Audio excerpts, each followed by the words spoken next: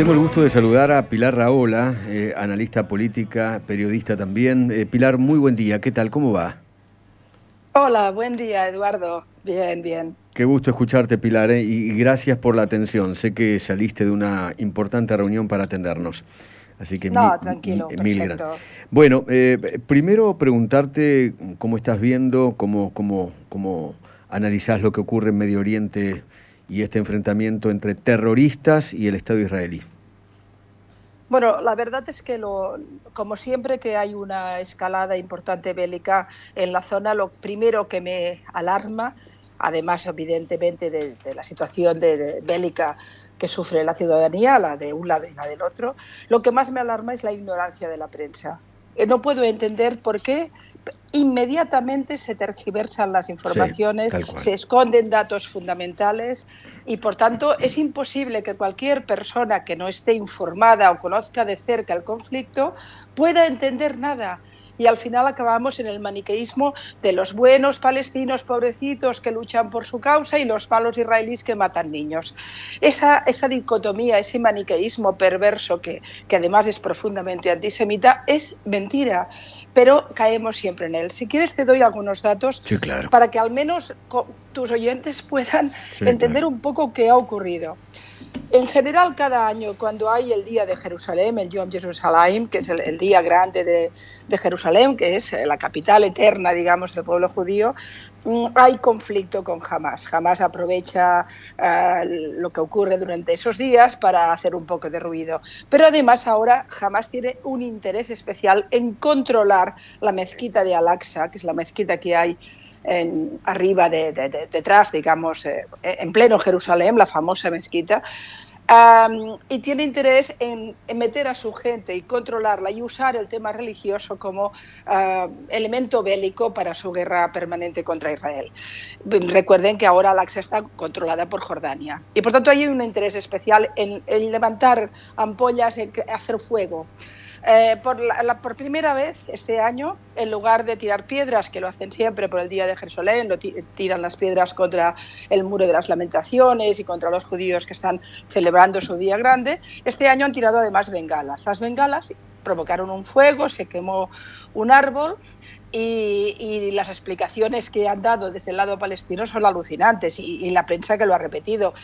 Que si los judíos intentaron quemar a musulmanes, que si celebraban que había habido un incendio, nada de eso es verdad. Pero lo cierto es que esto que parece menor ha sido la excusa para una nueva escalada bélica que nos lleva a los siguientes datos. En un solo día han caído sobre las ciudades israelíes 1.050 misiles. No cohetes de fabricación artesanal, o incluso han caído, se han disparado misiles antitanques iraníes. Es decir, no hablamos de cualquier cosa. Claro. Cuando hablamos de 1.050 cohetes, significa, hablaba hoy mismo con un amigo mío que vive en Sderot, en el sur, lo que significa es que cada vez que suena la sirena tienes que correr a esconderte, a ir a un refugio, porque aunque la cúpula de hierro ha conseguido destruir el 95% de los cohetes, algunos han caído. Saben ustedes que hoy ya llevamos 4 muertos y Claro. llevamos una cantidad considerable de heridos. Pero eso significa que suena la sirena a la 1 de la madrugada. Tomas los niños, te vas corriendo al refugio. Suena a las 2, vuelves. A lo mejor tienes al abuelo que está inválido, tienes que llevarlo como puedas. Esto es diario, Y o además sea, son la caída segundos, de misiles. Pilar, son segundos. Y además, Según la en ciudad un son 15 minuto, segundos o sí, un minuto, sí nada señor. más. Si tienes el niño en la cuna y tienes a tu hijo jugando en el patio y suena la sirena, tienes que escoger a qué niño recoges. Claro, Es decir, lo explico en estos términos para que nos hagamos una idea está muy de bien. lo que significa.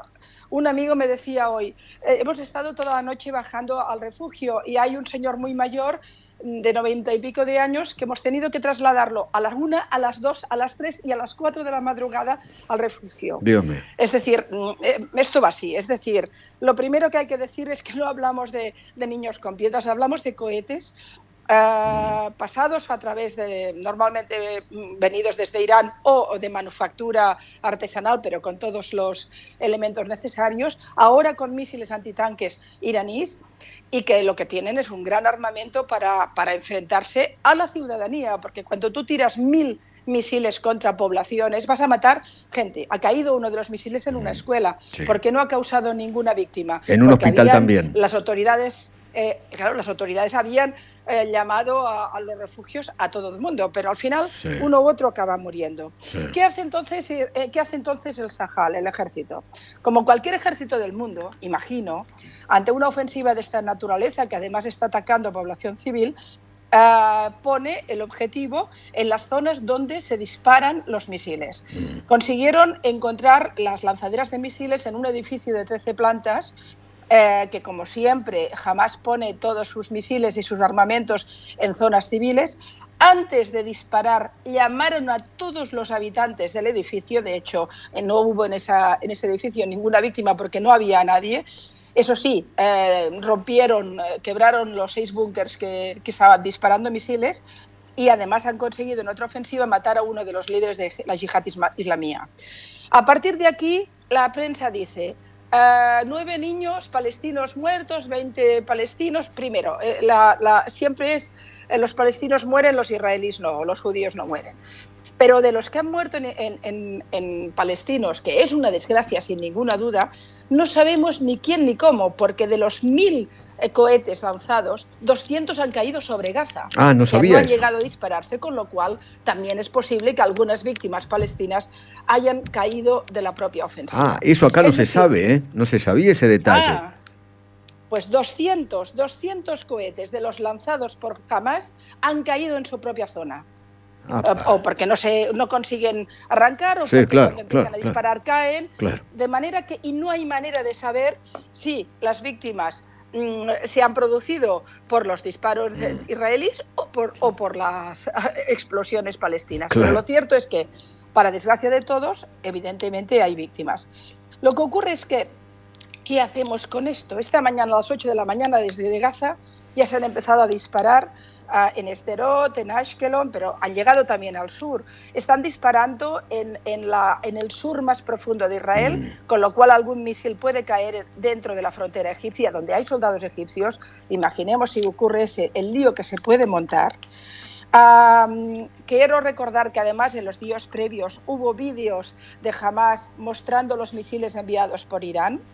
De manera que no estamos hablando de unos pobres militantes de una causa, sino que estamos hablando de geopolítica, de intervención internacional para armar a una organización terrorista que además es islamista, en el sentido más radical del término, sí. Y que tiene como único objetivo matar y destruir gente.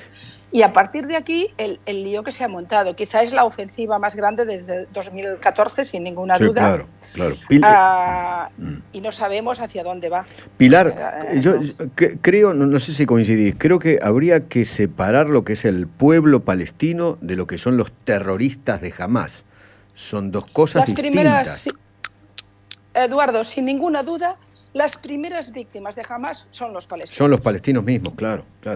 Los palestinos son los que sufren, primero, una ideología totalitaria que los esclaviza, que los deshumaniza y que además vanagloria la cultura de la muerte. Educa a sus niños y los adoctrina para odiar a sus vecinos. Está hipotecando generaciones enteras para la paz. Ese es el primer elemento. Y además, como puedes imaginarte, Hamás no es precisamente democrático. Su estructura política es una estructura dictatorial, tiránica, que mata opositores, que mata periodistas, que obliga a las mujeres a una situación de degradación, etc. Por tanto, lo primero que hay que decir es, aquí esta ofensiva no es Palestina contra Israel, esta ofensiva es un grupo terrorista de corte totalitario, utilizando a la población, a la cual además utiliza para sus armamentos y para luego poder utilizarlos como victimología, y que permanentemente está asediando a Israel, que a pesar de todo tiene los protocolos de control de población civil para no dañarla más importantes del mundo. Es decir, en ningún otro lugar el ejército llama por teléfono, persona por persona, a quien vive en un edificio donde hay un objetivo, para que se vayan de allí.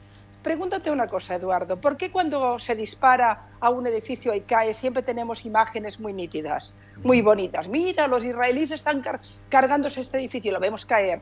Bueno, porque previamente el ejército ha avisado que la gente salga de allí y por tanto pueden poner la camarita, pueden hacer la foto y luego vender la propaganda. Pilar, todo esto que estoy diciendo sí, no se explica nunca. Sí.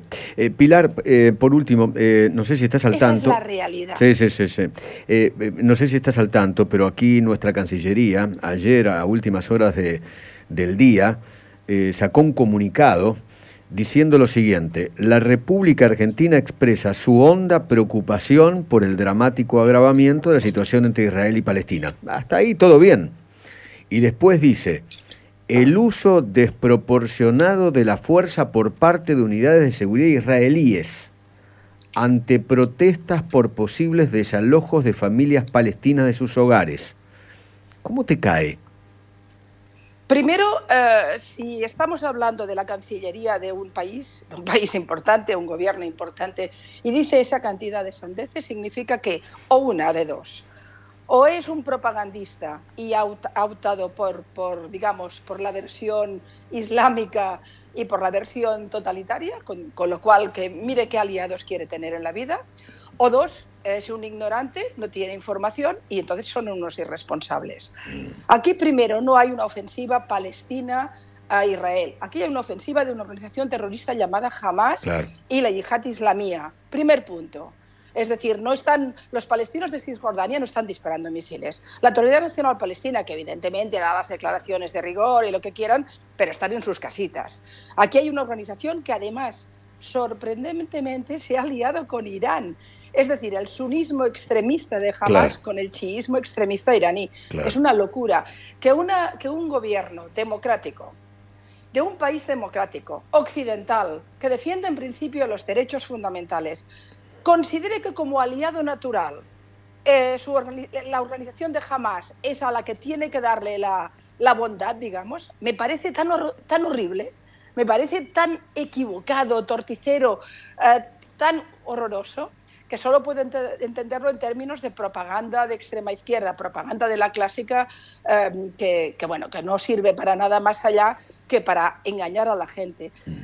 Pero además yo le pregunto al presidente argentino, directamente: a usted le caen 1000 misiles en Buenos Aires y cuando usted intenta frenar eso, es decir, como mínimo paralizar la maquinaria que lanza los misiles, ¿se considera que es desproporcionado? ¿Qué nivel de desproporción hay cuando tienes 1000 misiles sobre poblaciones civiles? Claro. Que pueden caer en hospitales, en escuelas. ¿Cuál es la proporción? Y le diré más: ¿quién es el presidente de Argentina o de cualquier país del mundo para decirle a Israel cómo defenderse de una caída de más de 1000 misiles? ¿Quién es? ¿Quién es? Es que no solo no saben nada, o si lo saben, mienten, sino que además se atreven con una soberbia increíble a una población civil que lleva 70 años de conflicto, con un conflicto durísimo y muy difícil, con intervención de países en la región, con una dimensión geopolítica. Y hablamos de un país que tiene 9 millones de personas, que mantiene a pesar de todo la democracia en medio de la nada, y que están solos para defender a su población, porque ni usted ni yo vamos a ir a defenderlos. Nadie. Pero tampoco el canciller de Argentina. Es decir, el uso desproporcionado de la fuerza, ¿qué es? Derruir un edificio en el cual había 6 búnkeres de lanzaderas. ¿Eso es desproporción? La verdad es que a mí a veces me parece que el presidente argentino es un hooligan de extrema izquierda y no un presidente de una democracia. Pilar, le agradezco mucho, como siempre, Pilar. Beso enorme. Un beso y un abrazo. Gracias. Y perdone la pasión. No, me encanta. Me encanta porque este tema duele mucho. Me encanta porque su bronca es mi bronca, Pilar. La verdad, en serio. Yo me siento como argentino avergonzado de nuestra Cancillería, de nuestro canciller, de nuestro presidente y de nuestra vicepresidente. Porque en este caso se pusieron del lado de los terroristas y no de un país democrático. Pilar, un beso. Y se pusieron del lado de los victimarios y no de las víctimas. Beso grande. Gracias, Pilar. Un beso. Chao.